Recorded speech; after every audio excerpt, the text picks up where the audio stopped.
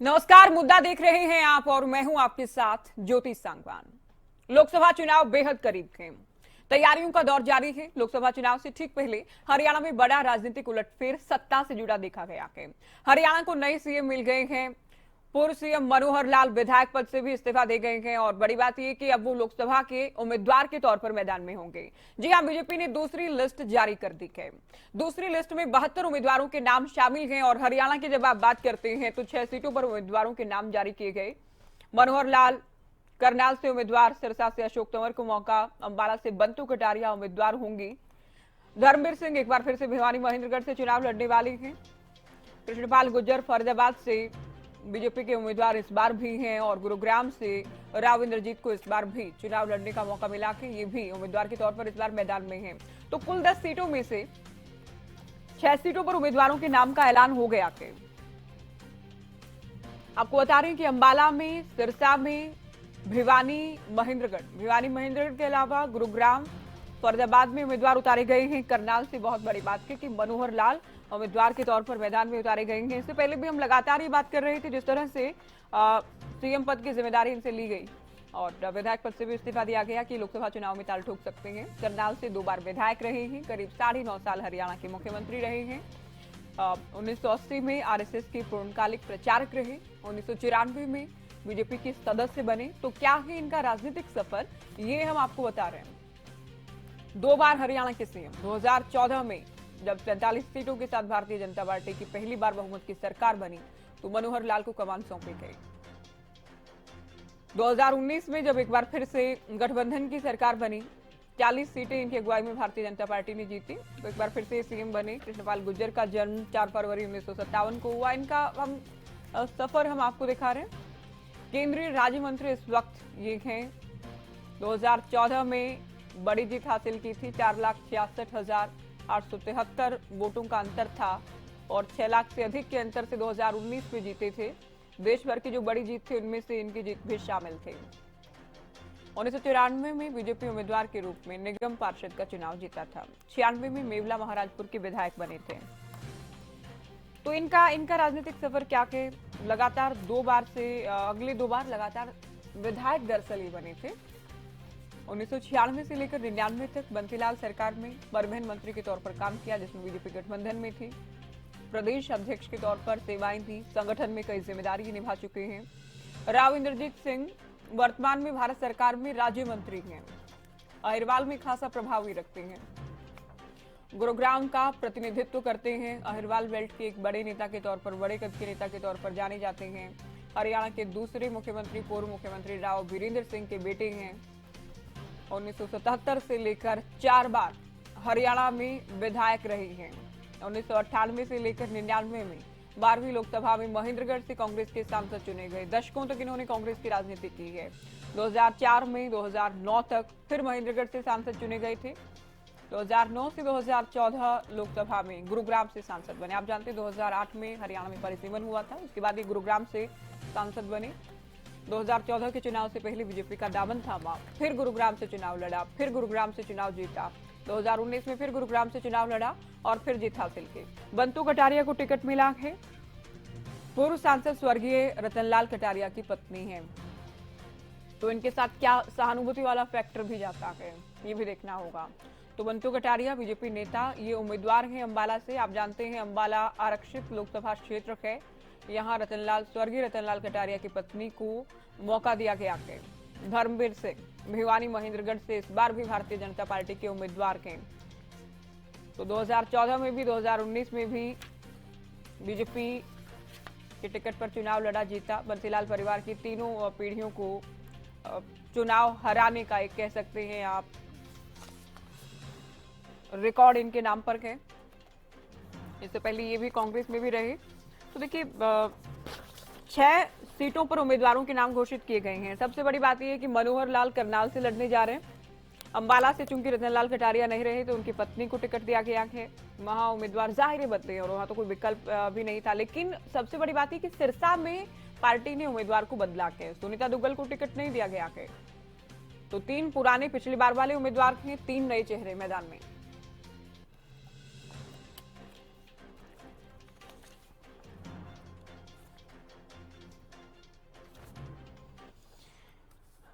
तो बीजेपी की दूसरी लिस्ट को लेकर हम बात करेंगे हरियाणा के लिहाज से। नेहा धवन हमारे साथ जुड़ गई हैं, बीजेपी प्रवक्ता हैं आप। केवल ढींगरा प्रवक्ता कांग्रेस जुड़ गए हैं। रजवंत दहीनवाल प्रवक्ता इनेलो, प्रियदर्शनी सिंह प्रवक्ता आम आदमी पार्टी और राजेंद्र जादू वरिष्ठ पत्रकार भी डिबेट में जुड़ गए हैं।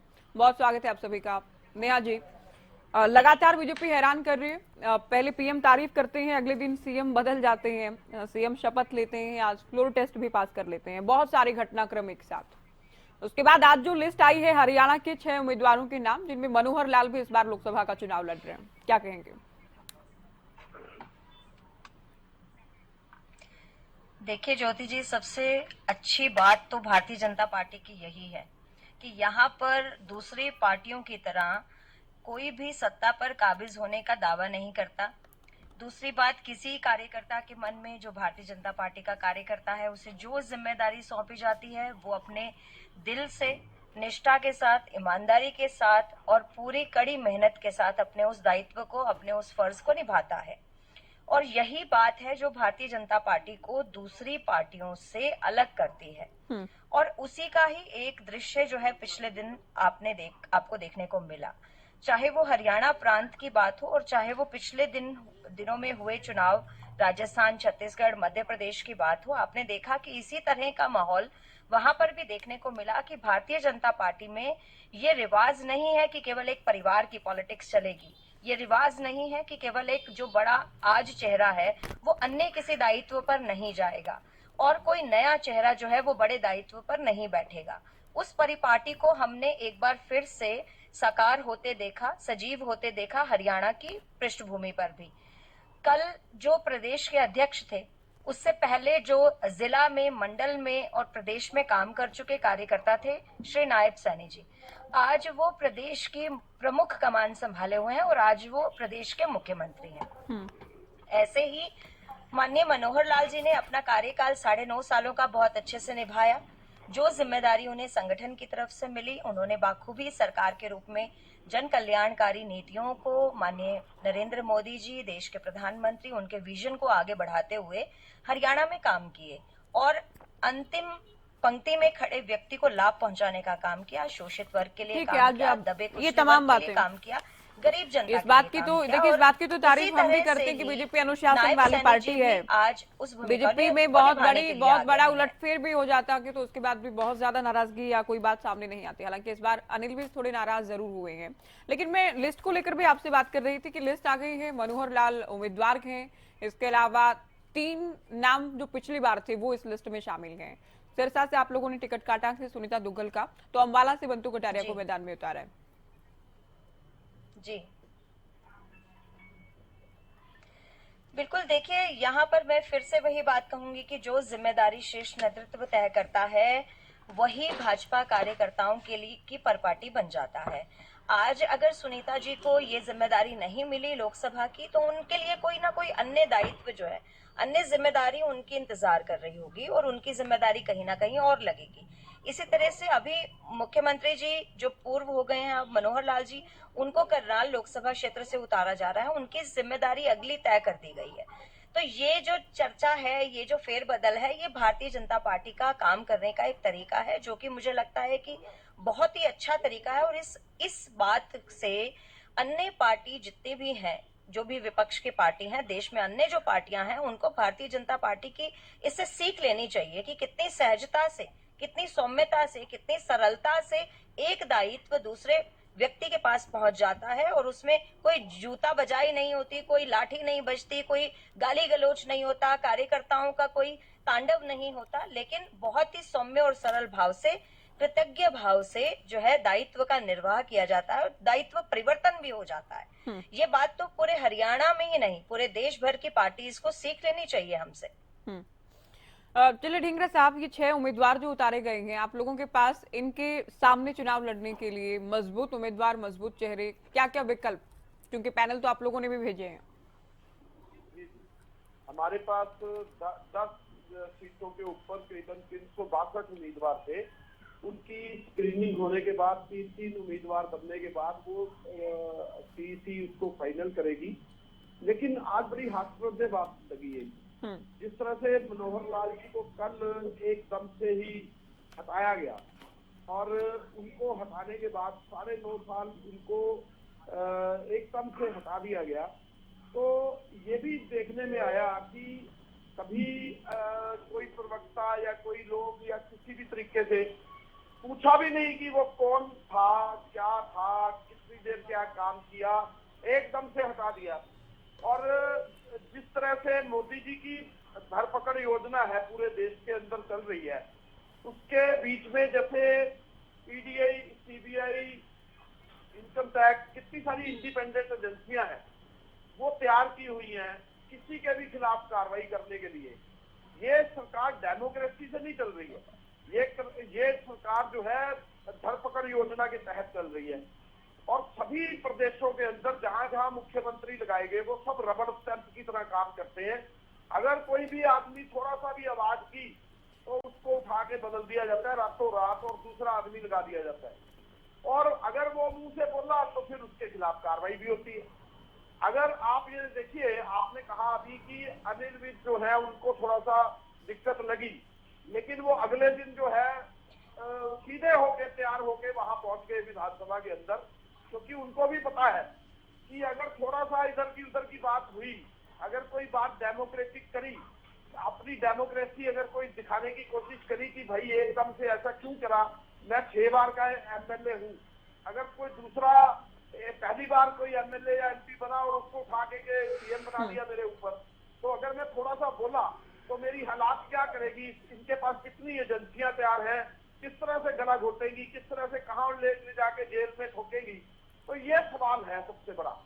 लेकिन ये कहते हैं तो आप डेमोक्रेसी क्या मानते हैं केवल जी?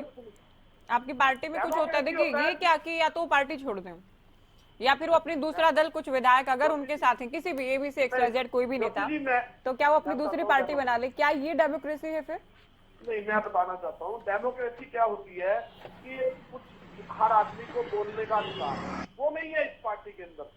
6 बार का एमएलए हो, अगर अनिल विज जीते हुए हो, और एक बार का पहली बार का एमएलए जो है वो मुख्यमंत्री लगा दे किसी के ऊपर, तो ये डेमोक्रेसी तो मुझे नहीं लगता। और उसके साथ साथ सबकी फाइलें तैयार कर रखी हो। आज ये देखिए पूरे देश के अंदर, पूरे सिस्टम के अंदर फाइलें तैयार है, चाहे वो मध्य प्रदेश का सीएम ले लो, चाहे वो राजस्थान का सीएम ले लो, चाहे वो हरियाणा का सीएम ले लो, अब चाहे महाराष्ट्र ले लो। कोई ऐसा प्रदेश है जहां पे धक्का नहीं हुआ? कोई ऐसा प्रदेश है कि कहां पे सीनियर, हाँ मोदी जी तो सीनियर है सबसे, वो तो किसी को भी उठा के मार्गदर्शक मंडल में भेज देते, वहां पे सीनियर जूनियर का कोई सवाल नहीं है, क्योंकि मोदी जी सबके सर्व नेता है, विश्व गुरु है। लेकिन जो नीचे लोग हैं सभी जो मुख्यमंत्री लगते हैं, उनको डिसिप्लिन में रहना है। उनको डिसिप्लिन अगर भंग हुआ तो फिर कार्रवाई बड़ी जोर से होगी, फिर उसका कोई उसका भाई नहीं बचेगा, चाचा नहीं बचेगा, उसका रिश्तेदार नहीं बचेगा, उसको सीबीआई, ईडी कई कार्रवाइयां सामने करनी पड़ेगी। ये क्या है? अरे कोई तार्किक योजना नहीं है, इसको हम धरपकड़ योजना कहते हैं। बातों के अलावा कोई बात नहीं है, कोई तार्किक बात तो करिए ना। आपके पास तर्क देने के लिए है नहीं, और आप इन सब बातों से आप अपने पार्टी के बारे में बताइए ना, आपके पास क्या रणनीति है हरियाणा में लोकसभा चुनावों को लेकर? हमारे कैंडिडेट्स जो डिक्लेयर हो चुके हैं उनके पास, मुझे तो समझ है ही नहीं कंवर जी, आपसे पूछ कर बैठूंगी, मैं आगे से आपसे सीख लेकर बैठूंगी कि क्या बोलना चाहिए और क्या नहीं। आप सुबह भी अपना आपा खो बैठे, आपको अपनी आप ऐसे शब्दों का इस्तेमाल करके, क्योंकि आपके पास शब्द ही नहीं है बोलने के लिए। आप घबराए हुए हैं भारतीय जनता पार्टी की इस रणनीति से, आप घबराए हुए हैं भारतीय जनता पार्टी के चेहरों से। आपके पास में लोकसभा मुझे, हाँ अच्छा मैं आपसे पूछकर बोलूं, लेकिन आपको ये बात, आपको मेरी बोली हुई बात चुभ रही है, लेकिन सुबह से आप डिबेट में बैठकर उल्टी सीधी बातें कर रहे हैं मेरे बारे में। आपको मालूम है मैं कब से प्रवक्ता हूँ? मैं 2000, क्या आप लोग अपनी व्यक्तिगत लड़ाइयाँ लड़ने लगे हूँ भाई साहब? 2019 जनवरी से प्रवक्ता हूँ मैं। हाँ, अब व्यक्तिगत लड़ाई कौन लेकर आया बीच में कंवर जी? मुझे तो ज्ञान नहीं है, मैं आपसे ज्ञान लेकर बैठूंगी। आगे से कांग्रेस के प्रवक्ताओं से हम लाइन लेकर बैठेंगे कि भारतीय जनता पार्टी के प्रवक्ताओं को क्या बोलना चाहिए। केवल ज्ञान आपकी तक सीमित थोड़ी ना है, ज्ञान केवल आपको ही मिला है क्या? बोलना केवल आपको आता है क्या? तर्क लाइए ना। आपके आपके पास बात है करने के तर्क लिए तो कि रख दिया लोकसभा में इन्होंने, ये हमारे कह रहे हैं चरणों के कि खिलाफ नहीं आपके पास कौन से चले ये हैं? तर्क तो आपने इनका है एक ना, बात ये नहीं की। ये आप कैसे डिनाई कर रही है? तो कांग्रेस कह ही रही है, ठीक कह रही है, गलत कह रही है, लेकिन ये बात तो है ना। ये कह रहे हैं आपका मन आता है तब मुख्यमंत्री बदल देते हैं आप लोग, ये कहना है इनका। ये राज्यों के साथ इन्होंने उदाहरण भी दिया, ये तो आरोप लगा ही रही है कांग्रेस। नहीं, आपने इसमें सवाल आप क्या इसको पूछा खारिज ज्योति करें, जी? लेकिन ये ना कहें कि ये आपने तर्क सवाल नहीं है। क्या क्यों पूछा नहीं था? है, ये आपने कहना सवाल है पूछा इनका। था कि हमारे आज तो दावा भी कैंडिडेट इन्होंने के किया है कि खिलाफ आप आपके मुख्यमंत्री पास कौन बदलते रहिए, हम कैंडिडेट है? सरकार बदल देंगे, सरकार हम बदलेंगे, ये भी दावा किया गया है इनकी ओर से। तो इनका अपना तर्क है, आप इसको नहीं खारिज कर सकती। ये ठीक है गलत है आप ये कह सकती है, ये नहीं कह सकती कि तर्क ही नहीं है। ये अपने तरीके से अपनी बात को रख रहे हैं। ये बात सच मैं है। इनेलो को चर्चा में जोड़ ये रही हूँ, अभी रुकिए भी आप विपक्ष में बैठेंगे। आप रुकिए अभी। नहीं, अपने तरीके से डाइनवाल रखिए जी, ना ज्योति जी। डाइनवाल जी, लेकिन इसमें ये बात कहाँ से आती है कि नेहा जी को नहीं मालूम है? नेहा जी हाँ मैं तो खुद ही कह रही हूँ कि आप लोग व्यक्तिगत लड़ाइयाँ मत लड़े, आप इसमें नहीं, समय की बर्बादी के अलावा कुछ रखा नहीं है इसमें। डाइनवाल जी आज जो, रुकिए मैडम, रुकिए आप लगातार नहीं बोलती रहेंगी, रुकिए आप पुरानी हो गई है। नेहा धवन जी अभी रुकिए आप।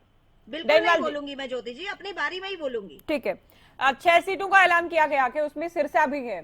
सिरसा जो कि एक वक्त ही कहूंगी मैं, तो कुछ समय पहले आप लोगों का गढ़ होता था। कैसे देख रहे हैं आप, अशोक तंवर को मौका दिया गया कि अशोक तंवर जो कि कांग्रेस में रहे, उसके बाद अपना फ्रंट भी बना लिया, तृणमूल कांग्रेस में भी चले गए, आम आदमी पार्टी में भी चले गए, भारतीय जनता पार्टी में आ गए और अब मैदान में है भारतीय जनता पार्टी की टिकट पर, क्या कहेंगे? देखिए ज्योति जी, कोई वजह होती है कि किसी व्यक्ति को क्यों बदला जाता है। मान के चलिए अब ये बार बार लगातार कहते थे कि यशस्वी मुख्यमंत्री, और एक दिन पहले प्रधानमंत्री जी उनकी बड़ाई कर रहे थे, अगले दिन उनको हटा दिया। तो उसमें दो बातें आती हैं कि प्रधानमंत्री जी झूठी बड़ाई करके गए थे, अगले दिन बदल क्यों दिया। और अगर अच्छा कोई भी काम कर रहा है, हरियाणा की जनता को सारा उनका विकास पसंद आ रहा है, पूरी हरियाणा की जनता के चहेते बने हुए हैं, फिर उनको बदल दिया, तो कहीं ना कहीं हरियाणा की जनता के साथ बड़ा एक विश्वासघात करने का काम अभी किया तो है। थोड़ा सा इंतजार कर रही है, क्या पता मनोहर लाल को कोई बहुत बड़ी जिम्मेदारी मिलने जा रही हो। डाइनवाल जी, होने को तो कुछ भी हो सकता है, राजनीतिक संभावनाओं का खेल गए। आप देखिए चुनाव लड़ेंगे, उसके बाद क्या पता कोई बहुत बड़ी जिम्मेदारी उनको दे दी जाए, और राजनीति में है ना। पर मेरा सिरसा वाला सवाल आपने छोड़ दिया। सीएम और पीएम से बड़ी जिम्मेदारी कोई भी नहीं होती। अच्छा, मैं कह रहा हूँ सीएम और पीएम से बड़ी कोई जिम्मेदारी नहीं होती कि सीएम को हटा दिया और पीएम वो बन नहीं सकते। लेकिन चलो कोई बात नहीं, अब सिरसा की बात मैं आपको बता देता हूँ। ठीक है, आप बताइए। सिरसा से जो इनके सांसद थी सुनीता दुग्गल जी थे, एक बार उनके बारे में ये जरूर बताएं कि भाई उनको टिकट क्यों ना दी, क्या उनके विकास में कोई कमी थी? और जिनको टिकट अब दे दी, जो और रिपीट किए हैं, उन्होंने कहां पर और कितना विकास कराया? असल में जनता के बीच में ये जब जाएंगे तो ये अपने रिपोर्ट कार्ड को लेकर जाएंगे कि हमने पिछले 5 साल में, पिछले 10 साल में, 9.5 साल में हमने क्या किया। वो रिपोर्ट कार्ड लेके जाएंगे, तब असल की चीज है। अभी तो ये टिकट किसी को भी दे दो, कारण क्या है कि टिकट इनकी है, किसी को देनी तो पड़ेगी, और उसी के चक्कर में अब ये चेहरे बदलने का काम कर रहे हैं। असल में क्या था कि इनके किसी भी सांसद के पास, जैसे चौधरी धर्मवीर के बारे में अभी बात चल रही थी और मैं भी एक चर्चा कर रहा था, तो चौधरी धर्मवीर के बारे में ये आ गया था कि पिछले 5 साल वो हल्के में तो गए, लोकसभा क्षेत्र में तो गए ही नहीं। और यही सुनीता दुग्गल की रिपोर्ट थी, उनके भी जहां पर आपने देखा होगा किस प्रकार किसान आंदोलन में उनकी खिलाफत हुई थी। ये सुनीता दुग्गल के बारे में बार बार ये आरोप लग रहे थे कि इन्होंने काम नहीं किया, विकास नहीं किया। तो ये सारे सांसदों के ऊपर डिपेंड करता है कि उनकी रिपोर्ट कार्ड कैसी आएगी, और उनका रिपोर्ट कार्ड तो हरियाणा की जनता तय करेगी। अब इन्होंने टिकट दे दी, उसमें कोई वो नहीं है, टिकट तो इनका देना था। लेकिन एक चीज जरूर है कि पिछले 4.5 साल से गठबंधन में थे। एक हरियाणा की जनता इनसे ये भी पूछेगी, 4.5 साल में आप गठबंधन की सरकार में थे और जिन लोगों के ऊपर लगातार भ्रष्टाचार के आरोप लग रहे थे, उनके भ्रष्टाचारों को आरोप को आप भी बचाते नजर आए, और ऐसी क्या वजह हुई कि 4.5 साल के गठबंधन को एक पल में भी आपने तोड़ दिया? कोई ना कोई वजह रही होगी। इसका मतलब तो यह है कि ये गठबंधन नहीं, ठगबंधन था। हरियाणा की जनता को लूटने के लिए इन्होंने एक ऐसा ठगबंधन बनाया था कि हरियाणा के जनता को कैसे बरगलाया जाए, कैसे उनकी गाढ़े खून पसीने की कमाई को लूटा जाए। आज हरियाणा की जनता भारतीय जनता पार्टी और जननायक जनता पार्टी की असलियत को जान चुकी है। 2024 के चुनाव अभी 2-4 दिन में जो भी है अनाउंस हो जाएंगे, और उसमें इसी वजह से ही वो जनता सिर्फ इंतजार कर रही है कि हमें वोट डालने का एक मौका मिले, और हम उस व्यक्ति को वोट डालेंगे जो हमारे हक हकूक की बात करता हो, जो हमारे अधिकारों की लड़ाई लड़ता हो। उस व्यक्ति के इंतजार में बैठे हैं वो कि वो आए। लेकिन अब यहाँ पर इनके पास तो सिर्फ क्या है, यशस्वी करके, और ये जनता को बरगलाने के अलावा इनके पास कोई काम नहीं था। मैं एक चीज इनसे पूछूंगा कि लगातार अब इन्होंने सीएम बदल दिया, सीएम बदलने से क्या जो हरियाणा की जो परिदृश्य में जो राजनीतिक माहौल था वो बदल गया? 24 घोटाले हुए हैं, क्या ये बताएंगे कि कि 24 जो घोटाले अभी पीछे सरकार में हुए थे, जिनके लगातार चौधरी अभय सिंह चौटाला आवाज उठा रहे थे, उन घोटालों की क्या जांच कराएंगे? जो लगातार भ्रष्टाचार हो रहे थे, उन भ्रष्टाचारों के आरोप को, या महंगाई जो बढ़ रही है उस महंगाई को रोकने का काम करेंगे, या बेरोजगारों की जो संख्या बढ़ रही है, क्या बेरोजगारी की संख्या को कम करने का काम करेंगे? ये कुछ नहीं करने वाले। सिर्फ और सिर्फ इनके पास एक ही था कि चेहरा बदल दो। जो एंटी इनकम्बेंसी का जो इनको डर मंडरा रहा था इनके ऊपर, वो डर से बचने के लिए इन्होंने एक नया चेहरा दिया। अब नायब सिंह सैनी किस मुंह से और क्या लेके जाएंगे कि इन्होंने पिछले 4.5 साल में या 9.5 साल की जो सरकार है, इन्होंने क्या किया, इनकी उपलब्धि क्या है? अगर उपलब्धि इनकी कोई होती तो कोई पूछने वाला यही रहेगा कि अगर आपकी उपलब्धि नहीं, होती प्रयोग तो पहले भी बीजेपी ने किए हैं। हम ठीक है, कई राज्यों के सीएम बदले गए। एक तो जो बड़े चेहरे थे उनको हम जब बात करते हैं, अभी 3 राज्यों में चुनाव जीते वो तो बदले ही गए। देखिए, हम उत्तराखंड की बात कर लें, 6 महीने के भीतर त्रिवेंद्र रावत से तीर्थ रावत पर आ गए, पुष्कर सिंह धामी पर आ गए, उनकी अगुवाई में चुनाव जीता, उनकी अगुवाई में चुनाव लड़ा गया, उसे जीता भी गया। गुजरात में भी हमने देखा। 6 महीने का मतलब 6 महीने में कुछ तो डिसीजन ले सकते हैं, 6 महीने में कुछ तो डिसीजन ले सकते हैं। यहाँ पे तो 1 हफ्ते का भी समय नहीं बचा। हो सकता है कि 2-4 दिन में अनाउंस हो जाए, आचार संहिता लग जाएगी, फिर क्या करेंगे ये? इनको उपलब्धि मतलब सरकार के पास जाकर क्या बताएंगे? अपने स्टेट के बारे में क्या बताएंगे? सेंटर के बारे में तो उपलब्धि बता देंगे, लेकिन स्टेट में पिछले 4.5 साल में गठबंधन ने, और उससे पहले 5 साल में मनोहर लाल जी के खट्टर के जो 9.5 साल थे, उनकी उपलब्धि बताएंगे ना। वो उपलब्धि है ही नहीं। इसका मतलब तो उन्होंने विकास कराया नहीं। हरियाणा की जनता को इन्होंने बरगलाने के अलावा और कर्जे में डुबोने के अलावा इन्होंने कोई काम नहीं किया। चलिए, अब अभी नेहा जी कुछ कहना चाह रही है। नेहा जी, मैं अभी आएंगे आपके पास। मैं ओपनिंग स्टेटमेंट सबसे ले रही हूँ अभी।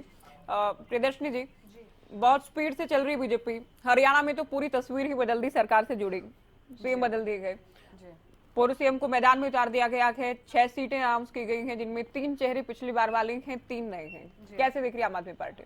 देखिए, सबसे बड़ी बात 2 बातें हैं इसमें कि ये जो कल इन लोगों ने नौटंकी की है, ये बहुत ही हास्यास्पद है, क्योंकि आचार संहिता लगने वाली है।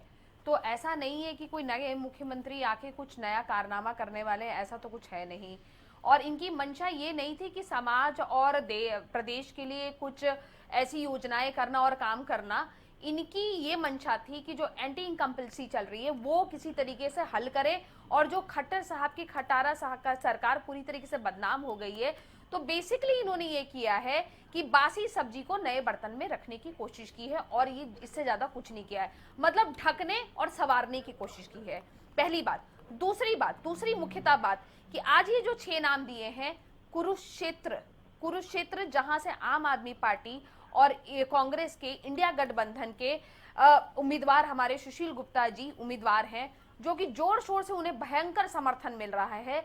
वहां के उम्मीदवार कहां हैं भारतीय जनता पार्टी के? मेरा तो सबसे बड़ा सवाल था कि इस पूरी लिस्ट में कुरुक्षेत्र के उम्मीदवार कहां हैं। इसका मतलब ये साफ दिखाई दे रहा है कि किस तरीके से भारतीय जनता पार्टी के अंदर मंथन और चिंतन लगातार चल रहा है। आप लोगों के 9 उम्मीदवार कहां हैं गठबंधन के? नहीं, ये तो प्रक्रिया है। एक आप लोगों ने एक पहले अनाउंस कर दिया, इन्होंने 6 कर दिए हैं पहली लिस्ट में। प्रक्रिया ये तब होती है, आप ये देखिए, पहली लिस्ट में जब होता है, आप भी सीनियर पत्रकार हैं ज्योति जी, आपको भी मालूम है, जब जो पक्के नाम होते हैं वो पहली लिस्ट में आ जाते हैं, और उसके बाद जिनमें मंथन और चिंतन बहुत घनन चल रहा होता है, तो पक्के नाम वालों का तो प्रमोशन हो गया, सीएम बन गए ना।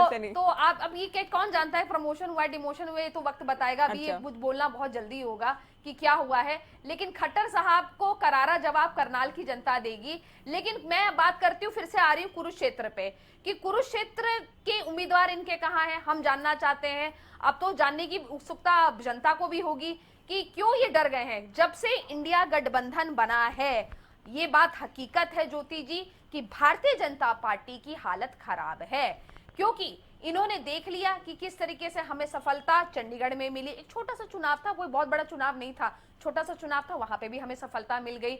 और ये भी कहना अतिशयोक्ति नहीं होगी कि यहाँ पे पूरे हरियाणा में इनका सुपड़ा साफ हो जाएगा, जिस तरीके से इन्होंने कैंडिडेट्स को उतारा है। तो मैं तो यहाँ पे इनकी सबकी हिस्ट्री और जानती हूँ बहुत अच्छी तरीके से, और मुझे मालूम है कि क्या होने वाला है, और मुझे अफसोस होता है कि इस तरीके से सफाया हो जाएगा। प्रियदर्शनी जी, क्या हिस्ट्री जानते हैं जिनसे इनका सफाया हो जाएगा? नहीं, देखिए ना किस तरीके से इन्होंने नायब सिंह सैनी जी, जो जिसको कहते हैं मुख्यमंत्री जो अभी बने हैं, वो कुरुक्षेत्र में ही नायब सिंह सैनी है, ठीक है। अशोक तंवर जी जो कि हमारी पार्टी में थे, उनका क्या इतिहास रहा है, ये तो मुझे लगता है किसी से भी छुपाने वाली बात नहीं है, सबको ही मालूम है।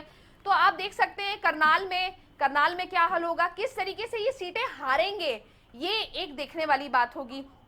तो अमृतकाल की जो ये कल्पना कर रहे हैं, ये अमृतकाल इनको लग रहा है कि इनके लिए, भारतीय जनता पार्टी के नेताओं के लिए, लेकिन अमृतकाल अगर देखा जाए तो जनता के लिए नहीं है। आज ही मैं देख रही थी कि इन्होंने सीआईए लागू कर दिया। हास्यास्पद बात है कि अपने देश के लोगों को तो ये नौकरी दे नहीं पा रहे हैं, और मजाक की बात है कि पाकिस्तान बांग्लादेश के ये लोग हितैषी बन रहे हैं। मतलब कि अगर आप दूसरे देशों की बात करें तो दूसरे देशों में ये बोला जाता है कि हम माइग्रेंट्स को नहीं रखेंगे, लेकिन ये पहला मैंने ऐसा देश देखा, पहला ऐसा प्रधानमंत्री देखा है। चलो वो बड़ा विषय हो जाएगा। नहीं, कैसे बड़ा विषय, कैसे बड़ा विषय, आप डिबेट कर रही हैं, डिबेट को सीए को लेकर जो बात करेंगे जा रहे हैं, और ये हकीकत है कि जो मोदी जी हैं वो सीए पर तो कितनी भी बात हो सकती है और बहुत बार हमने की है, लेकिन मैं चुनाव को लेकर और स्पेसिफिक में लिस्ट को लेकर मैं बात कर रही हूँ। चुनावों की बात कर लेते हैं, मैं लिस्ट को लेकर बात कर रही हूँ, उम्मीदवारों को लेकर बात कर रही हूँ। आपने किसानों का, अन्नदाता का क्या हाल कर रखा है। आप ये देखिए कि अन्नदाता को आपने छावनी बना दिया। मतलब कि दिल्ली में क्या अन्नदाता अपनी मांग के लिए भी नहीं जा सकता, और अगर चला जाएगा तो पूरे हरियाणा को आप छावनी बना देंगे, कोई आवाजाही नहीं कर पाएगा। मतलब अगर किसी की रिश्तेदारी हो हरियाणा के बाहर की, दिल्ली जाना हो या कहीं जाना हो तो बाहर नहीं जा सकता। ये हाल कर दिया था खट्टर। चलिए मैं जादौन साहब को चर्चा में जोड़ रही हूँ अभी। चलिए धर्मवीर सिंह हमारे साथ जुड़ गए हैं, स्वागत है आपका हरियाणा न्यूज पर। नहीं भाई, एक बार फिर से आपको मैदान में उतारा गया कि बीजेपी ने फिर से आपको उम्मीदवार चुना के भिवानी महेंद्रगढ़ के लिए, कितना आश्वस्त थे इस बार जीत को लेकर? मैं तो मानता हूँ पहले से ज्यादा 10 की 10 सीटों पर हमारा मार्जिन बढ़ेगा भारतीय जनता पार्टी का पिछले से। किन मुद्दों के साथ मैदान में जाएंगे धर्मवीर जी? दूसरों के पास मुद्दा है नहीं, केवल विकास का मुद्दा है और प्रधानमंत्री जी की गारंटी है।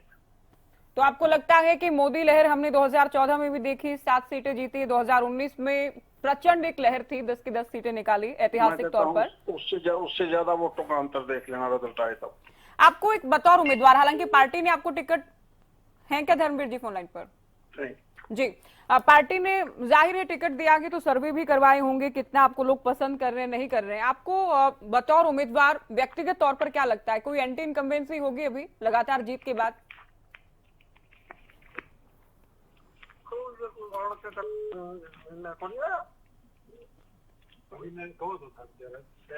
धर्मवीर जी हेलो, कोई एंटी इनकम्बेंसी जैसा कुछ आप देख रहे हैं ग्राउंड पर खुद के लिए? नहीं, 1% भी नहीं, पॉजिटिविटी ज्यादा है। कांग्रेस को लेकर क्या लगता है, क्योंकि जीत का दावा तो कांग्रेस भी कर रही है, चुनौती हो सकती है? ऐसा है, कांग्रेस को उम्मीदवार ही नहीं मिल रहा अभी तक तो कहीं पर। अच्छा, वो तो खुद भी पीछे 10 की 10 हरियाणा में मैं देखता हूँ, उनका उम्मीदवार जिसका नाम लेते हुए कहता नहीं मैं नहीं लड़ना चाहता। अच्छा, भिवानी महेंद्रगढ़ के अलावा मनोहर लाल की बात करते हैं। पूर्व मुख्यमंत्री मनोहर लाल को करनाल से मैदान में उतारा गया, कैसे देख रहे हैं आप इस फैसले को? देखो, एक बड़ा लीडर है, अब वो हरियाणा से ऊपर उठ चुके हैं, उनका बन चुका है। जी, बहुत शुक्रिया आप हमारे साथ जुड़े और बहुत शुभकामनाएं भी आपको आगामी चुनाव के लिए। धर्मवीर सिंह को आपने सुना, मौजूदा सांसद के और इस बार भी पार्टी के उम्मीदवार के भिवानी महेंद्रगढ़ से। जादौन साहब, देखिए, एक तो बार बार मैं इस बात का जिक्र कर रही हूँ, मनोहर लाल तो है ही मैदान में, लेकिन सिरसा से सुनीता दुग्गल का टिकट कट गया के, सिरसा से उन्हें नहीं मिला के, मनोहर लाल को मिला के तो संजय भाटिया को भी इस बार टिकट नहीं मिला के उम्मीदवार के तौर पर हम देखें, 3 पिछली बार वाले ही रिपीट किए गए हैं। कैसे देख रहे हैं आप इस लिस्ट को? देखिए, भारतीय जनता पार्टी इस बार बड़ी सतर्कता से चल रही है। जिस तरह का वो दावा कर रहे हैं कि 370 भारतीय जनता पार्टी स्वतंत्र रूप से जीतेगी और एनडीए की सीटें 400 के पार जाएंगी, तो काफी कुछ तैयारी के साथ वो चल रहे हैं। अभी जो है हरियाणा का, जैसे हरियाणा के कैंडिडेट घोषित करने में जो देरी हुई है, उसमें यही है कि ये वो काफी स्टडी करके और सर्वे करवा कर ही फैसले कर रहे हैं कैंडिडेट्स का, और उसी आधार पर टिकट काटे जा रहे हैं। और कुछ रणनीतियां बदली जा रही हैं कि ओबीसी चेहरा मुख्यमंत्री पद पर लाया गया, पहले प्रदेश अध्यक्ष पद पर लाया गया था। पहले उसको बहुत ही लोकलाइज देखा जा रहा था कि प्रदेश अध्यक्ष धनखड़ जी और मुख्यमंत्री जी की बन नहीं रही थी, इसलिए अब ये साबित हो चुका है ना कि ओबीसी चेहरे को आगे बढ़ाना था, क्योंकि ओबीसी वोट बैंक पर वो प्रभाव डालना है कि भारतीय जनता पार्टी ओबीसी के कल्याण के लिए तत्पर है। वो मुख्यमंत्री बना रही है, एडवांस में मुख्यमंत्री बना दिया या बीजेपी का प्रदेश अध्यक्ष बना दिया, और ओबीसी का मुद्दा उठाते रहे। वो पहले भी जो है तेलंगाना में जब वो अमित शाह गए चुनाव प्रचार करने, तो उन्होंने कहा कि हम यहाँ ओबीसी मुख्यमंत्री बनाएंगे। तो वो पूरे नेशनल लेवल पर चल रहा है। जैसे मध्य प्रदेश में भी मोहनलाल यादव को बनाया था, वो यादव भी ओबीसी से है।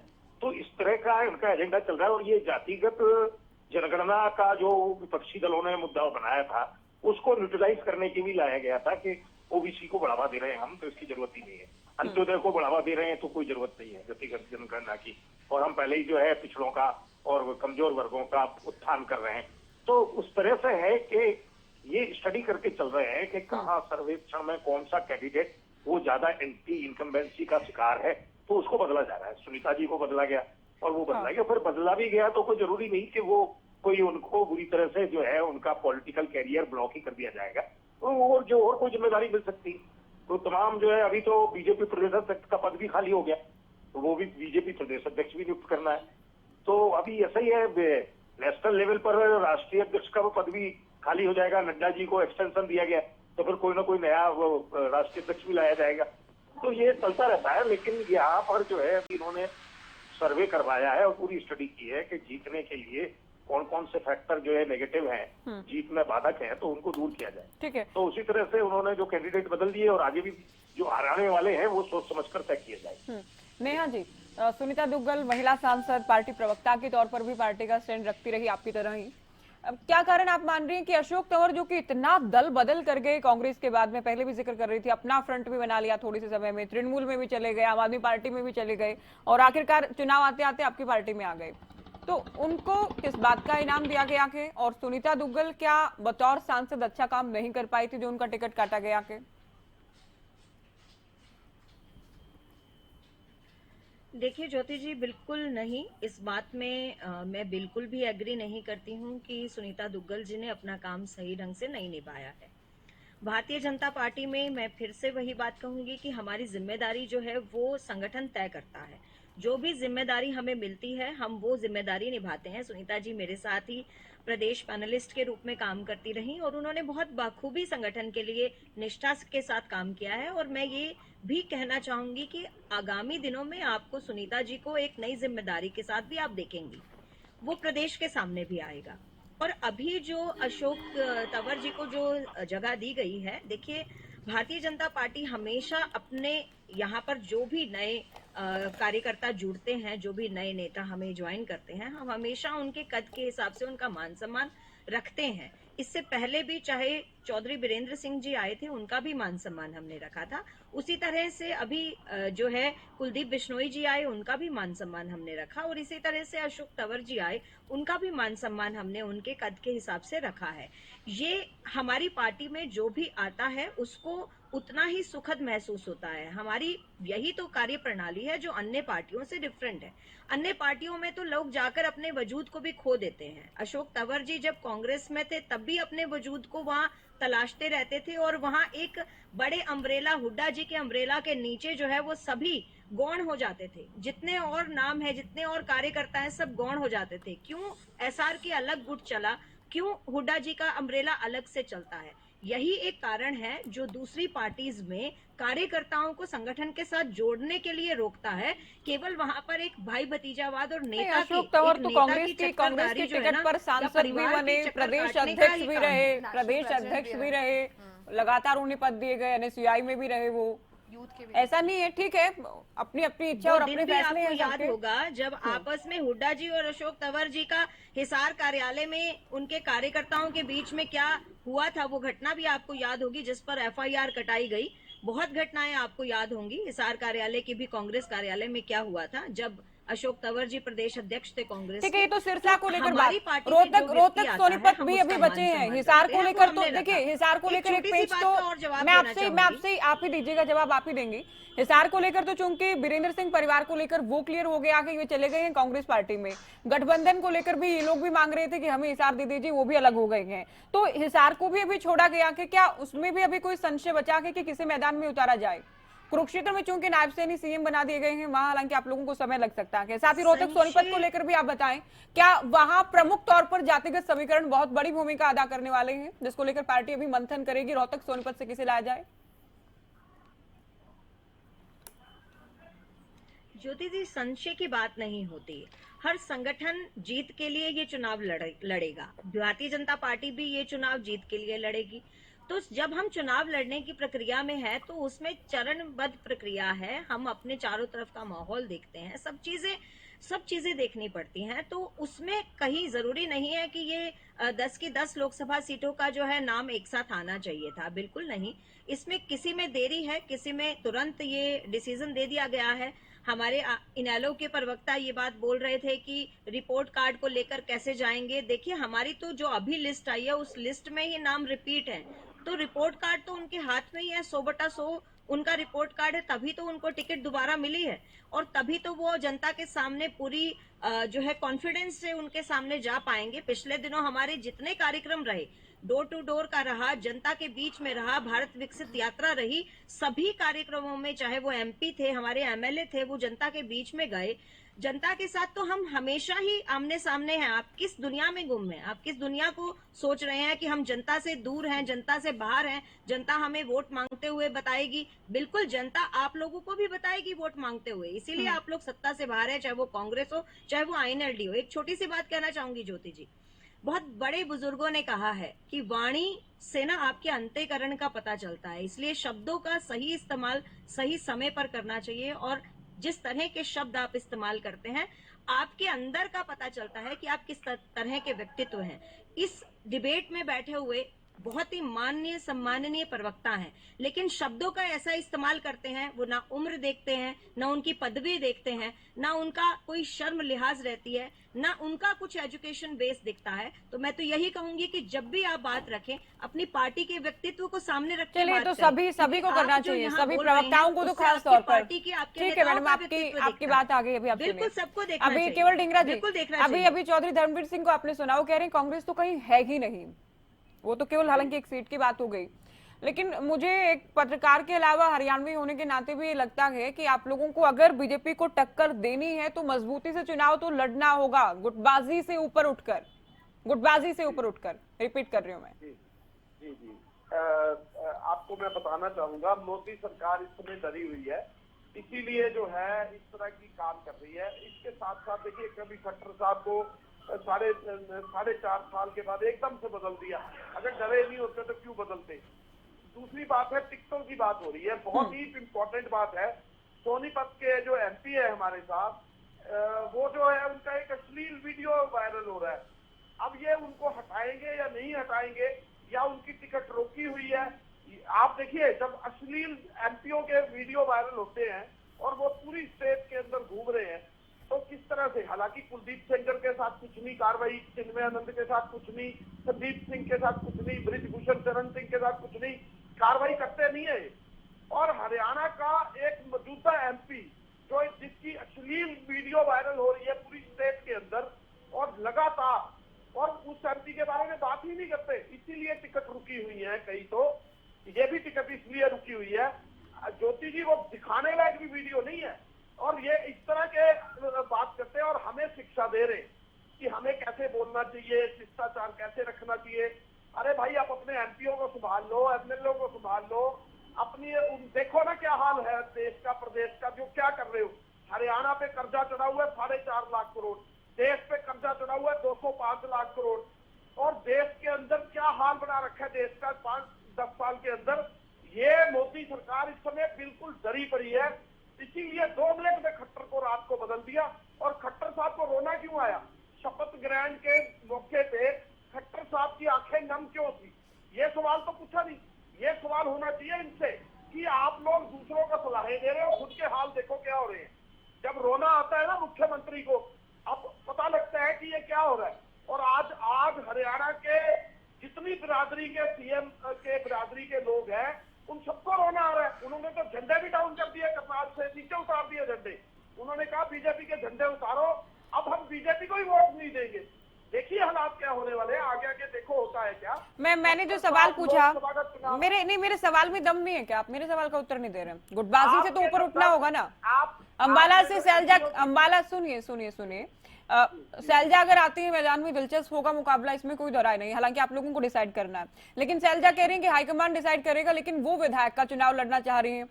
दूसरी अगर सीटें हैं, आप भिवानी महेंद्रगढ़ की बात करें या गुरुग्राम की बात करें, खासतौर पर भिवानी महेंद्रगढ़ की, यहाँ भी अगर आपके जो अलग अलग गुटों के नेता माने जाते हैं। अगर वो एकजुट होंगे तभी बात बन पाएगी। इसके अलावा दूसरी सीटों पर भी ये हाल है कि मजबूती से और मन लगाकर अगर चुनाव लड़ेंगे तभी तो टक्कर दे पाएंगे ना केवल जी। ज्योति जी, सच में हमारे जो कैंडिडेट आएंगे ना, वो बीजेपी को डाउन करके छोड़ेंगे। और बीजेपी हरियाणा से जीत नहीं रही है, कहीं आप इस चक्कर में हो कि बीजेपी हरियाणा से 6 कैंडिडेट देके जीत रही है। बीजेपी फंसी पड़ी है बुरी तरह से। और ये जो सोनीपत वाला एमपी है ना, इसको इसी टाइम पे रिजाइन करवाना चाहिए बीजेपी को, अगर थोड़ी सी इनके अंदर कोई वो बची है। क्योंकि एक हिसार वाला तो छोड़ के चला गया इनको, सोनीपत वाले की हालात खराब है। उसको आज ही अगर मेरी आवाज सुन रहे हो और उस वीडियो को देख रहे हो, नायब सिंह सैनी भी और शीर्ष नेतृत्व भी, मोदी जी भी, तो कल सवेरे इस्तीफा होना चाहिए बीजेपी के सोनीपत के एमपी का। जहां तक हमारे एमपी का और हमारे कैंडिडेट का सवाल है, तो बीजेपी जा रही है। हम इंडिया गठबंधन आ रहा है, बीजेपी जा रही है, पूरे देश के अंदर जा रही है, ये हरियाणा के अंदर तो जा ही रही है। और आपको ये भी बता रहा हूँ, हरियाणा स्टेट के अंदर कांग्रेस की सरकार विधानसभा के अंदर नेक्स्ट बढ़ेगी, और उसका प्रमाण आपको अभी लोकसभा के चुनाव में ही दिख जाएगा। रजवन डहीनवाल जी, देखिए प्रमुख तौर पर जो मुकाबला नजर आता है वो बीजेपी और कांग्रेस में। कांग्रेस गठबंधन में लड़ रही है, कुरुक्षेत्र से सुशील गुप्ता मैदान में है। बीजेपी 6 उम्मीदवारों के नाम घोषित कर चुकी है। आपकी पार्टी की बात करें, हम कई बार जिक्र करते हैं कि पिछली बार जमानत जब्त हुई, तो इस बार भी कहां से आप लोग मजबूत उम्मीदवार लाएंगे? अब मेरा सवाल ये कि क्या आप लोग इस बात का इंतजार करेंगे कि दूसरे जो दल हैं उनकी लिस्ट जारी हो जाए, अगर किसी उम्मीदवार को या टिकट नहीं मिलता कि हमारी पार्टी में अगर आता है तो हम उन्हें मैदान में उतर सकते हैं, तो आप इंतजार करेंगे? संभावना है ये?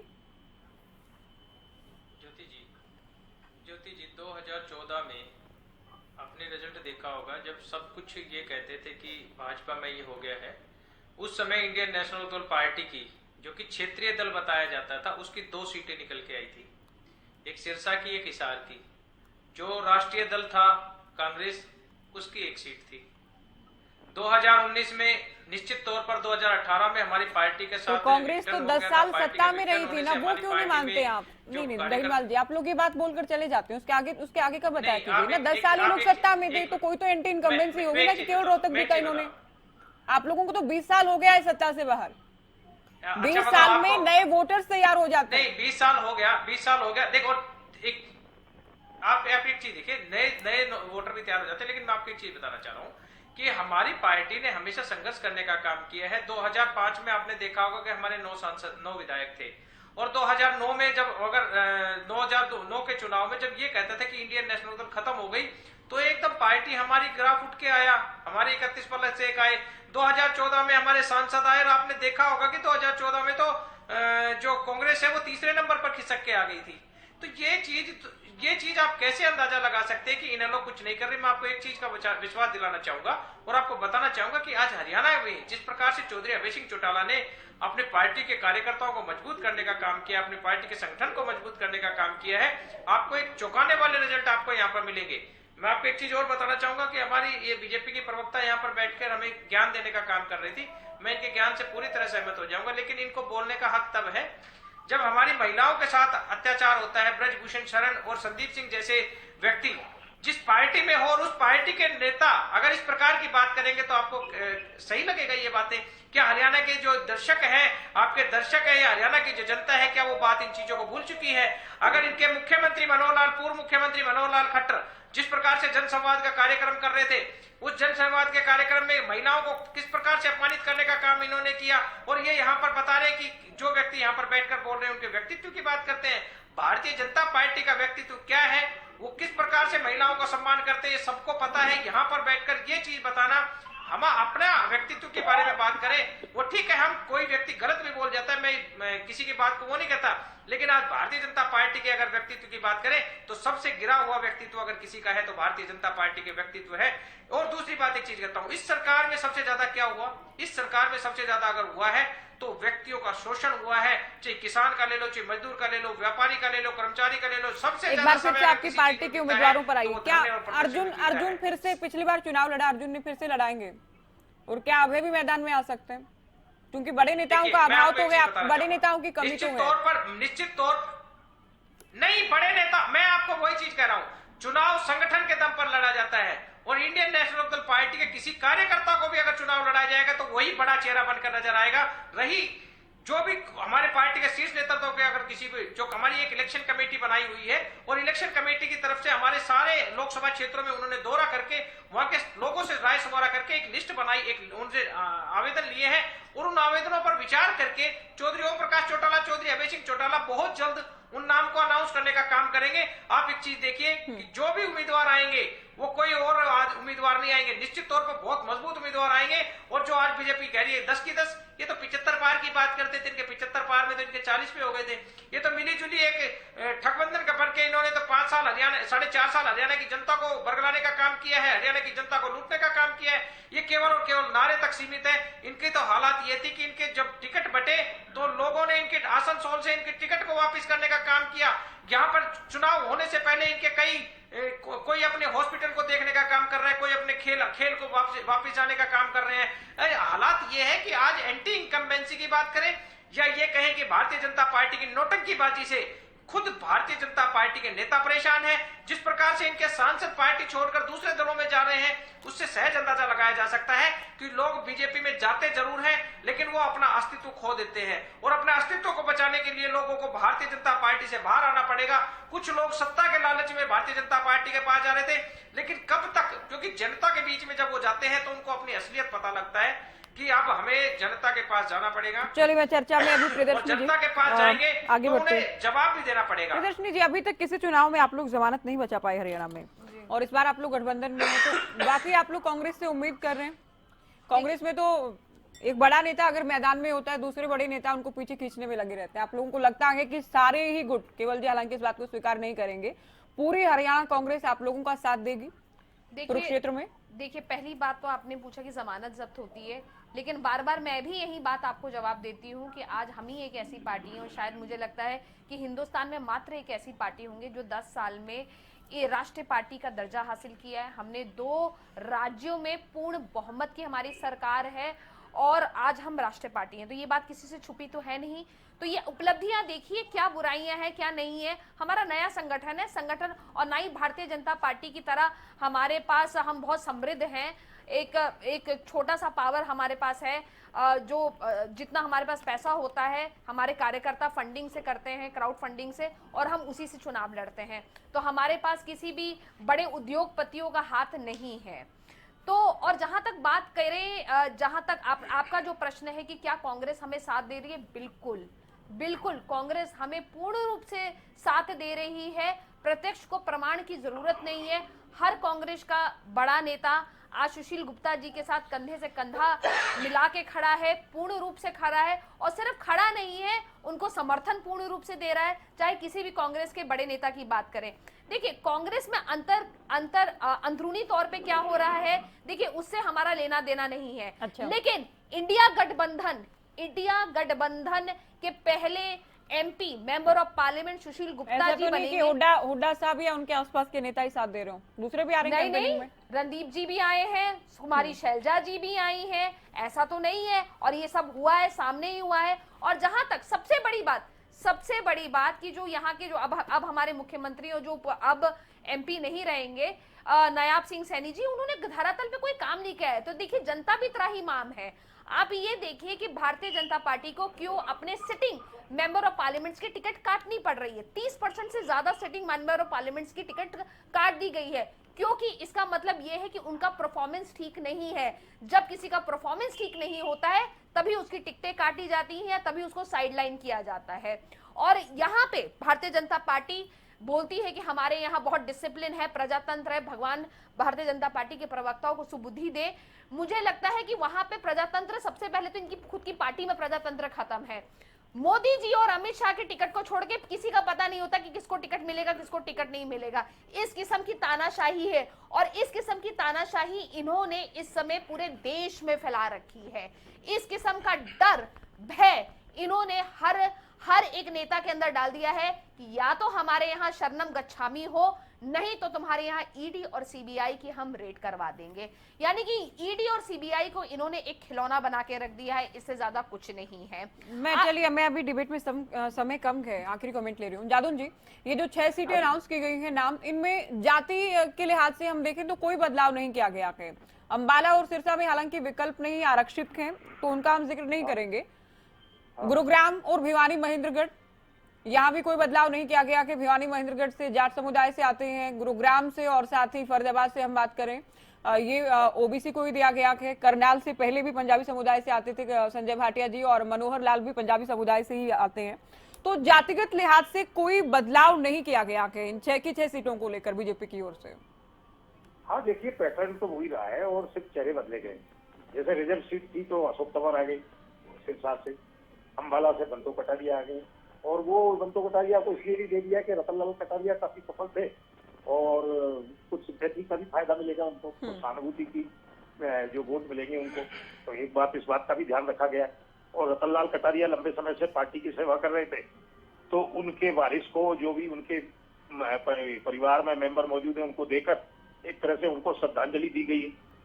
तो राव इंद्रजीत भी पा गए और कृष्ण लाल गुर्जर भी पा गए, और भिवानी से वो पाई गए धर्मवीर सिंह जी। तो पैटर्न तो वही है। अब आगे देखते क्या होता है। चेहरे तो बदलने पड़ सकते हैं, कई बार हो जाती है एंटी इनकम्बेंसी हो जाती है, या सांसद जो है तो बहुत एक्टिव नहीं रह पाते और लोगों को शिकायत हो जाती है। तो ये तो एक नेचुरल बात है। अभी ये आम आदमी पार्टी वाले दलील दे रहे हैं, और वो उनके लोकप्रिय मुख्यमंत्री भगवंत मान जी संगरूर से सांसद थे, फिर वहां जो है दूसरी पार्टी जीत गई, तो वहां क्या हुआ ये भी तो देखो। ये तो देखना है, दूसरे पर उंगली उठाना तो आसान है, पर अपने गरीबान में झांकना भी बहुत जरूरी होता है। तो ये है कि ये एक निश्चित प्रक्रिया है। लोकतंत्र में लोगों की नाराजगी गंदी भी हो जाती है, एंटी इनकम्बेंसी इसी तरह से बनती है। सोनीपत को लेकर तो मैं आपसे भी पूछूंगी केवल जी, सोनीपत में पिछली बार हुड्डा साहब थे, क्या इस बार भी बड़े हुड्डा साहब लड़ रहे हैं चुनाव, या ब्रिजेंद्र सिंह को लेकर भी चर्चाएं हैं कि हिसार से भी आ सकते हैं, सोनीपत में भी एक्टिव है? बीजेपी से कौशिक जी को टिकट देंगे कि नहीं, ये पूछ रहा हूँ मैं, कि जिनकी श्लील वीडियो वायरल हो रही है, मैं तो ये पूछना था पहले।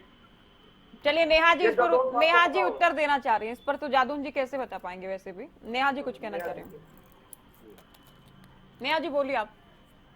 देखिए ज्योति जी, चाहे आईएनएलडी हो, चाहे कांग्रेस हो, चाहे आम आदमी पार्टी हो, पर्चा इनका खाली का खाली है। कैंडिडेट इनके पास है नहीं, लिस्ट अभी इनकी बनी नहीं, पदाधिकारी इनके है नहीं, कैडर इनका संगठन का जो है वो सबके सामने आया नहीं, जनता के सामने। और बातें इतनी बड़ी बड़ी, चोर चोर मौसेरे भाई, सभी पार्टी आज एक साथ हो चुकी हैं, तो अपने एक दूसरे के साथ कैसे साथ निभा रही हैं। देखिए, भ्रष्टाचार के लिए एक दूसरे के खिलाफ आवाज उठाती रही, तब तक तो ठीक था, लेकिन अब क्या है, अब वही भ्रष्टाचारी भाई बन गए तो गले लगा रहे हैं।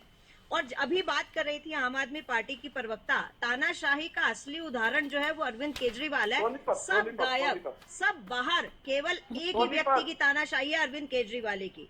प्रवक्ता अभी पिछले दिनों आम आदमी पार्टी को छोड़कर गए, रोते हुए वो मीडिया के सामने चिल्ला चिल्ला कर बोल रहे थे कि पार्टी में अव्यवस्था है, किसको बताएं। अरविंद केजरीवाल कहीं मिलते ही नहीं ढूंढने पर, और वो पार्टी के खिलाफ रो रो कर बयान दे रहे थे कि बिल्कुल अव्यवस्थित पार्टी है, कार्यकर्ता किसी की सुनवाई नहीं है, अरविंद केजरीवाल किसी से मिलते नहीं है, उनकी तानाशाही चलती है। वो मीडिया में बयान भी इनको देखने चाहिए। सभी पार्टियां आज बड़े बड़े दावे कर रही हैं, लेकिन ज्योति जी मैं आपको बता रही हूँ, हमारी नरेंद्र मोदी जी को तीसरी बार फिर जो है वो जनता सरकार देगी, उनके हाथ में कमान देगी भारत की। और हरियाणा के अंदर 10 की 10 नेहा जी सोनीपत को लेकर पूछ रहे केवल जी, 10 सीट आपको भारतीय जनता पार्टी के खाते में मिलेंगी। नेहा जी सोनीपत को लेकर पता नहीं बार बार ये कह रहे हैं, सोनीपत को लेकर क्या करेंगे आप लोग? चेहरा आपके सामने आएगा। मैं हर बात, I am not liable to say anything और I am not liable to say everything for Kamal ji. वो तो कितनी बातें बोलते जाते हैं, उनकी हर बात सुनने लायक थोड़ी ना होती है। जनता भी कान बंद कर लेती होगी जब कमल जी बोलते होंगे, कुछ बातें तो वो ऐसे ही निकाल जाते हैं। तो हर बात का जवाब नहीं होता, बिना किसी प्रूफ के, बिना किसी बात के, किसी के ऊपर लांछन लगाना, इसी मीडिया पर बैठकर इतनी बड़ी बड़ी बातें बोलना, कैसी बात कर रहे हैं? आप भी एक पॉलिटिकल पार्टी से हैं, ठीक है, मानती हूँ आपका विपक्ष दल में कुछ भी बात आप उठाकर लेके आएंगे, लेकिन अभी आपके भी कैंडिडेट्स के नाम आने दीजिए। पता नहीं कितने बड़े बड़े खुलासे कांग्रेस के बड़े मुद्दे जो है वो लोग निकाल कर लाएंगे, आप देखिएगा। तब आपको डर सताता है, तब आपको डर सताता है MP क्योंकि साहब का इस्तीफा भ्रष्टाचार लेंगे सबसे या ज्यादा नहीं? आप लोगों ने किया है। नहीं देश लेंगे। की जनता, हरियाणा की जनता आपके भ्रष्टाचार साहब से का त्रस्त इस्तीफा होगा या थी नहीं? और नहीं इसीलिए आपको लेंगे। बाहर किया और अभी भी ये आप नहीं बाहर लेंगे। जाएंगे। देखिए MP साहब का सेंटर इस्तीफा में होगा या फिर नहीं? से चलिए, अब तो एक बार रोजाना इस नरेंद्र विषय पर मोदी इसलिए जी भी की चर्चा आप होनी है। संदीप केवल सिंह एक का वाक्य इस्तीफा में ये नहीं बता लिया। दीजिए कि आप लोग कब लिस्ट जारी कर रहे हैं? 15 तारीख को हमारी सीईसी की मीटिंग है, उसके बाद जारी होगी। लेकिन इनसे पूछे MP साहब का इस्तीफा होगा या नहीं होगा? मीटिंगें करते रहिए, लिस्ट अभी भी नहीं आएगी। MP घबराहट साहब आप का लोगों इस्तीफा की है, होगा या लिस्ट अभी नहीं? भी नहीं आने वाली है। सोनीपत MP का इस्तीफा लेंगे या नहीं लेंगे? केवल भाई क्या खट्टर जिन्होंने साहब की संदीप तरह सिंह का कहेंगे, नहीं लिया, नहीं लेंगे। केवल भाई जिन्होंने संदीप सिंह का नहीं लिया, तो अब ये एमपी अब साहब का सोनीपत कहां से लेंगे? आपकी बातों सभी का बहुत शुक्रिया, आप लोगों ने वक्त दिया और चर्चा हमने हरियाणा में एक बड़ा राजनीतिक उलटफेर हमने देखा, सत्ता से जुड़ा, सीएम से जुड़ा। उसके बाद बीजेपी ने लिस्ट जारी कर दी है, 10 में से 6 उम्मीदवार मैदान में हैं। मनोहर लाल भी करनाल से चुनाव लड़ने वाले हैं। तो अब दूसरे दलों की कब तक लिस्ट आती है और किस तरह के समीकरण बनने वाले हैं चुनाव से जुड़े, इसे लेकर चर्चा की। फिलहाल दीजिए इजाजत, नमस्कार।